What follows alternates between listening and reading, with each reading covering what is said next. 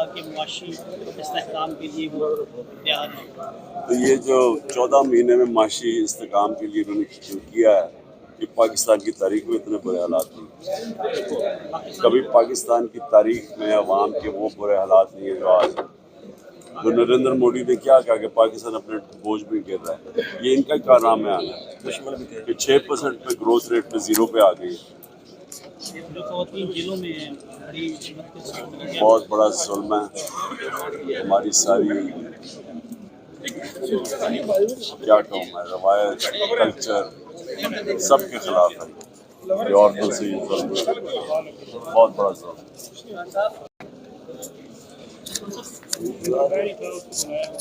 ہاں بلاؤ اس کو. انتظار ہے کیا وہ مس کر گیا کیا ہوا؟